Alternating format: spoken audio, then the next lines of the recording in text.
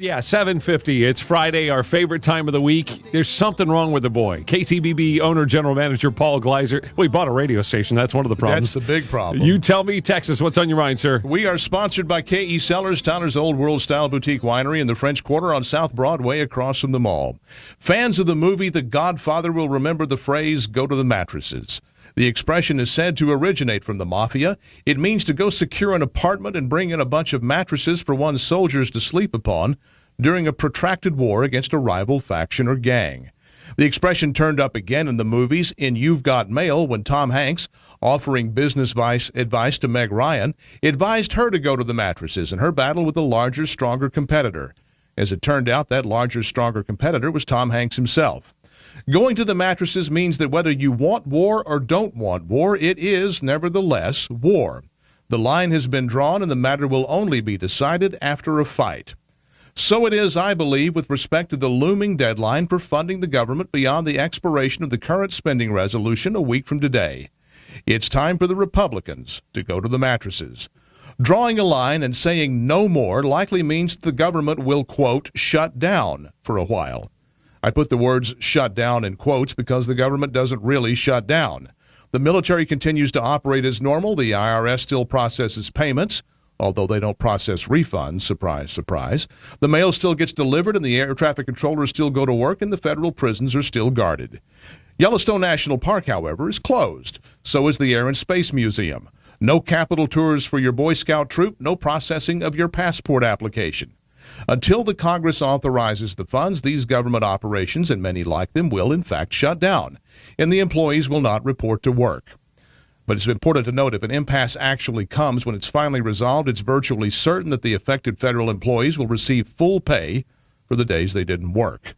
When the government is so big that shutting it down doesn't result in actually shutting it down, when the deficit is over $1.5 trillion, and congressional Republicans can't get Democrats to agree to even $60 billion in spending reductions, a paltry 2%, when the debt attendant to funding such deficits rises by $4 trillion in 2 years, and now equals the entire value of all goods and services produced by the American economy in a year, it's time to go to the mattresses. But some Republicans, despite the unmistakable message sent by voters in November 2010, are squeamish. They remember 1995 when then House Speaker Newt Gingrich squared off against President Bill Clinton in a somewhat similar showdown over a spending resolution. In that kerfuffle, Clinton successfully pinned the blame for shutting down the government on the Republicans. Some Republicans have never gotten over it. But this type of inside-the-beltway calculus is of another age. From today's perspective, 1995 was 1,000 years ago. In 1995, the legacy media still dominated the flow of information, and Republicans had no effective voice in making their case. 16 years later, there is Fox News and talk radio and websites like National Review and American Thinker. There is Facebook and there's Twitter when used properly. The big three network newscasts and the New York Times, still potent, are nonetheless no longer the oligopolies that they were. If the Republicans will only have the fortitude to make their case for saying enough is enough, their story will get a hearing and a government shutdown won't be pinned on them as a bad thing. Instead, Republicans will be rewarded for actually acting on the unmistakable message that voters sent in November. If the Democrats want a fight, Republicans should give them one. Shut the government down and trust the American people to figure out why it happened. It's time to go to the mattresses. That's my word. What's yours? Go to youtellmetexas.com and you tell me.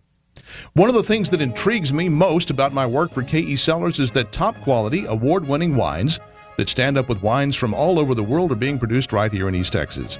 Those that know me know that I'm mostly a red wine guy, and yet many of you have told me that red wines are too dry for your taste. Well, hang on. Keepersol Estates has just created 2 blended red wines that will satisfy any wine palate. These wines are both called Bridge, but they are 2 distinct blends. One is a full-bodied dry red wine, the kind I like, and the other is a sweeter, fruitier red wine for those that might have otherwise gone for a sweeter white or a blush.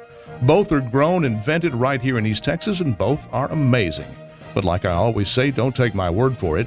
Visit KE Cellars today and ask to try both versions of Bridge and tell them I said to put the nominal $1 tasting fee on my tab. KE Cellars, Tyler's Old World-style boutique winery in the French Quarter on South Broadway across from the mall, and online at kesellers.com.